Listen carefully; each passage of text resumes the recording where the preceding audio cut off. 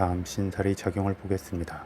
갑오일주에게 병원연에는 오화 도화살의 기운이 들어오고 갑오일주 일지오화도 동일한 기운으로 함께 작용합니다. 도화살의 기운은 자신의 행위와 별개로 관심과 주목도가 올라가는 기운이고 그 관심과 주목도는 긍정과 부정을 모두 함축하게 됩니다. 그리고 갑오일주에게 병원연의 오화 도화살의 기운은 상관이 되는 만큼 자신의 존재감이 강하게 외부로 드러나게 되고 본인 스스로도 자신의 재능과 끼를 펼쳐내 보이고자 하는 마음이 커질 수 있습니다. 그런데 이러한 강한 드러남은 긍정적으로 작용할 때 인기가 올라가는 것이 되지만 부정적으로 작용하면 시기와 질투를 받게 되고 쓸데없는 시비에 휘말리거나 사건 사고를 부르게 될 수 있습니다. 따라서 어차피 자신의 존재감이 커질 거라면 애초에 갑오일주 스스로 많은 사람들 앞에 주도적으로 자신을 드러내는 것이 좋습니다. 이는 단지 본인의 모습을 외부적으로 노출하라는 것만을 의미하는 것이 아니라 굳이 본인을 노출하지 않더라도 각종 작품 활동이나 예체능적 기여와 재능, 말과 글이나 생산적 행위 등으로 많은 사람들에게 자신을 알리는 것을 의미합니다. 그러면 일부에서 부정적인 시기와 질투 또는 각종 공격이 따를 수도 있지만 또 그것을 방어할 만큼의 인기와 관심을 끌게 되면서 자신의 입지를 굳힐 수 있게 될 것입니다. 더불어 자신을 향하는 부정적 기운들에 대해서도 사적으로 대응하지 않는 것이 좋고 굳이 대응을 하고자 한다면 공적인 자리나 공적인 채널을 통해 당당하게 맞설 때 결과적으로 더 큰 긍정적 지지를 이끌어낼 수 있을 것입니다. 나아가 갑오일주는 일주 자체적으로 홍염살의 기운도 가지고 있기 때문에 겉에 보이는 매력 이상으로 가까운 사람이나 오래 함께한 사람에게만 보이는 새로운 매력을 갖게 되기도 합니다. 다음 갑오일주는 병원연에 양인살의 기운이 작용하기도 합니다. 양인살은 그 자체로 저돌적이고 고집스러우며 투쟁적인 기운이 됩니다. 그래서 긍정적 작용을 한다면 확실한 성과를 거둘 수 있지만 부정적으로 작용한다면 과도하게 기운만 발산하고 벌어진 상황들에 대한 뒷수습으로 피곤할 수 있습니다.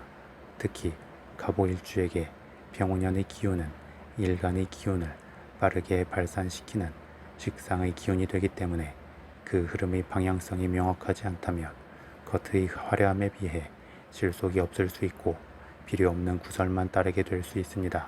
따라서 관심 있고 좋아하는 것에만 몰입하면서 빠르게 행동하는 것만을 추구하기 이전에 조금 느리더라도 일단 상황을 넓게 관조하면서 자신이 가고자 하는 방향과 그 주변을 한번 살피는 게 좋고 현실적 결과의 기준을 정하여 움직일 필요가 있습니다. 그러면 필요 이상으로 에너지가 낭비되지 않고 불필요한 구설에 휩쓸리지도 않으면서 알차게 한 해의 결실로 이어지게 될 것입니다. 다음 12신살의 관점에서 갑오일주 일지오화를 기준으로 병원연의 지지인 오화는 장성살이 되고 일지오화도 장성살이 됩니다. 장성살은 기준이 되는 지지의 기운 흐름에서 절정에 이른 기운이 됩니다. 그런 만큼 갑오일주의 지지인 오화의 기운이 병원연의 오화 장성살의 기운과 더불어 빠르게 흐름을 타고 합쳐지게 됩니다. 이는 지지들의 관계에서는 강성함이 되면서 잠재적 기운까지 강하게 분출시킬 수 있지만 일간 간목의 입장에서는 그 주도적 힘이 약화될 수 있습니다. 그래서 행동과 추진의 힘이 좋아지기도 하지만 중동적 휩쓸림이 생길 수 있기도 합니다. 그런 만큼 갑오일주는 병원연에 어떤 말과 행동을 할 때 잠시라도 되짚어보는 시간을 갖고 반응의 속도를 조절할 필요가 있고 어떤 방향으로 어느 정도까지 진행을 하겠다는 계획과 목표의 틀을 정하면서 움직이면 좋을 것입니다. 다음 갑오일주 일지오화는 병원연의 지지인 오화와 더불어 형사를 이루게 됩니다. 형사의 발생 연원과 그 작용의 역학관계에 있어서는 부정적 입장도 많지만 단지 형살이라는 관점 이전에 음양오행의 작용력으로 먼저 판별하고 그것을 형살의 의미에 준하여 보면 큰 무리가 없을 것 같습니다. 오화의 기운 두 개가 뭉쳐서 작용하게 되면 아무래도 그 기세는 강하고 커지게 됩니다. 이는 마치 거대한 불길의 장벽이 되어 자신을 그 안에 가두거나 일방적으로 휘두를 수 있는 것과 같기도 하고, 반대로 자신의 앞길을 뚫어주고 더 확장적으로 밀고 나갈 수 있는 힘이 되는 것과 같기도 합니다. 따라서 애초에 형살의 의미가 자신이 그 기운에 갇히냐 아니면 자신이 그 기운을 통해 다른 것을 가두냐의 양면적 의미가 되는 만큼 갑오일주도 평온년에 이러한 부분을 염두에 두어 밀고 나갈 것은 밀고 나가고 수긍할 것은 수긍하면서 유연하게 반응하면 제일 좋을 것입니다. 보통 식상의 흐름이 강해지면 본인 스스로는 다채로움을 추구하고자 하지만 외부에서 볼 때에는 하나의 뚜렷한 색깔로 그 사람을 보게 됩니다. 그래서 갑오일주도 병원연에 스스로는 하나의 색깔로 고착되지 않으면서 다양한 느낌을 펼쳐내고 싶지만 외부에서 주어지는 일은 한 가지 색깔만을 원할 수 있고 그 사이에서 갈등이 생길 수 있습니다. 이러한 때에는 차라리 일은 일로 접근하여 외부에서 보는 자신의 색깔에 맞는 일에 계속 집중해 나가는 중에 자신의 다양한 관심의 발산은 취미로 풀어내면 좋고, 그러한 두 개의 흐름 중에 시간이 흐르면 자연스럽게 자신에게 새로운 업무가 들어올 수 있게 될 것입니다. 그래서 자신의 마음과 외부의 상황이 충돌할 때에는 바로 어긋난 반응과 행동을 하기보다 일단 순리를 따르고 기다리면서 다음의 길을 열어가는 것이 좋습니다. 그리고 그것이 또 소위 말하는 형살의 기운을 긍정적으로 풀어가는 길이기도 합니다. 마지막으로 12운성론의 관점에서 보겠습니다. 갑오일주는 일주 자체적으로는 12운성론의 흐름에서 사가 됩니다. 사의 기운은 죽음을 의미하지만 실제 죽음이 아니고 죽음을 향해 가는 것처럼 기운이 집중적으로 몰입함을 뜻합니다. 그래서 사의 기운은 전문성과 장인정신을 상징하는 기운이 됩니다.